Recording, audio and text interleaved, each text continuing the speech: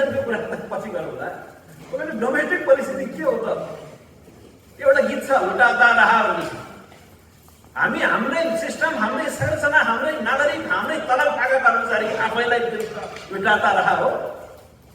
मेरो track to डिप्लोमेसीको कुरा हो। सरकारमा बस्नु भएको छ तपाईँले बोल्न मिल्दैन, तपाईँलाई बोल्न दिँदैन, बोल्न मिल्दैन। तर हामी ट्र्याक टुका मान्छेले बोल्छौँ। हामीलाई डर पनि छैन, कसैसँग आग्रह पूर्वक गर्नु छैन। बट द थिङ इज, जबसम्म हामी नेपाली भन्न हिँड्छौँ नि, नेपालको विरुद्ध हुने कामहरूलाई हुनु हुँदैन भन्छ। हाम्रो एक दुईजना सङ्घहरू चाहिँ हाम्रो आर्मी ब्याकग्राउन्ड भएको हुनाले मैले एउटा कन्ट्याक्ट गर्न चाहन्छु। एउटा मलाई पनि मेरो मनमा नि कौतूहलता लागेको थियो। कुनै दिन अब यो जियोपोलिटिकल उसमा चाहिँ बोल्न मिल्छ जस्तो लाग्छ है, डन्ट अदरवाइज। ल मानौँ रसियालाई चाहिँ अमेरिकाले सोधे अट्याक गर्दैछ। मानौँ अब सिआइएको एउटा पावर छ, उसले पुटिनको इन्टरनल संरचना किनिदिएछ र रसियालाई सोधे अट्याक गर्दैछ, ल न्युक्लियर उडाइदिएछ भने के हुन्छ? त्यसो तपाईँले क्वेसन सोध्नु भएको छ कि मनमा? त्यसमा एउटा सिस्टम बनाएको छ क्या रसिया। के रहेछ भने बाइ द वे पुटिनलाई पहिले उडाइदियो, त्यो सिस्टम उड्यो भनेदेखि उनीहरूको थर्मो एउटा कन्ट्रोलिङ एउटा मेकानिजम रहेछ। अब उताबाट पहिलो कुरा त सेटेलाइट आउँदै गर्दाखेरि त्यहाँबाट प्रोजेक्सन हुनसाथ यता अर्डर भइहाल्छ। अर्को कुरा यताबाट अर्डर आएन भने अटोमेटिक रूपमा चाहिँ के रहेछ पठाउनु भनेको त्यहाँ कसैले पड्काइरहनु पर्दैन क्या, त्यहाँ कसैले चाहिँ अर्डर गर्नु पर्दैन यदि इन्टरनल सिस्टम डिस्ट्रक्सन भयो भने।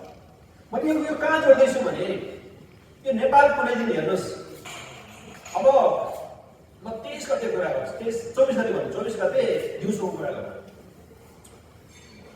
नेपालमा सरकार थियो,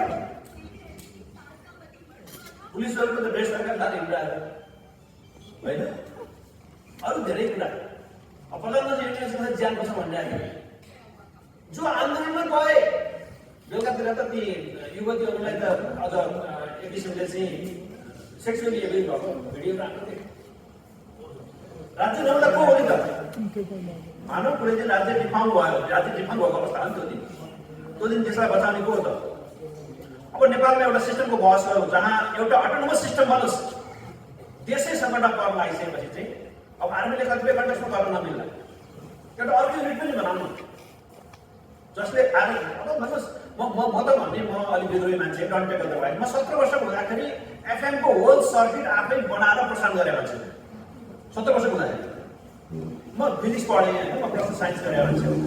अनि मोडर्न फिजिक्स मन पर्यो। अनि के यसो हेरेँ, अब आइडियल इन्जिन बनाएको छ, स्टिम इन्जिन बनाएको छ, त्यो अरू सबै कुरा सेटेलाइट बनाउन सक्ने कुरो भयो। मलाई मोडर्न फिजिक्स तुरुन्त गर्न सक्ने हो। मैले मेरो एकजना आफ्नो ग्रेजुएट बस्दा थियो, त्यहाँ गएर सिकेँ, बुकहरू पढेँ। पछि के भने एउटा एफएमको होल सर्किट बनाएर आफै प्रसारण गरेँ। अब त्यो बेला ठ्याक्क माओवादी द्वन्द्वको बेला मलाई के आयो भने आर्मीले भेट्यो भने मलाई मारिदिन्छ, माओवादी भेटेर चाहिन्छ भन्न थालेको। त्यसो हुन हामीले 2 घन्टा स्टार्ट गऱ्यौँ, 2 किलोमिटर टाढामा सुन्यौँ अनि साइन्टिफिक भएर त्यो डिसमेन्टल गरेँ। म तपाईँलाई कहाँ जोड्दैछु भने म आजको दिनमा सिलिकन भ्यालीमा पनि एकजना मात्रै नेपाली मेन्टर हो जसले स्टार्टअपहरूलाई मेन्टर गर्छ। तपाईँ स्टार्टअपहरू छ, कति फ्यामिलियर हुनुहुन्छ? अब कतिपय मान्छेले स्टार्टअप भनेको चाहिँ नयाँ सुरुवाती स्टार्टअपहरू छन्, त्यो मात्रै होइन। आजको दिनमा वर्ल्डका जति पनि इनोभेटिभ कुराहरू भइरहेछन्। अनि इलन मस्कले टाउको दिमागै कपी गर्ने व्यवस्था बनाइसकेका छन्, 70-80% सक्सेस भइसकेका छन्।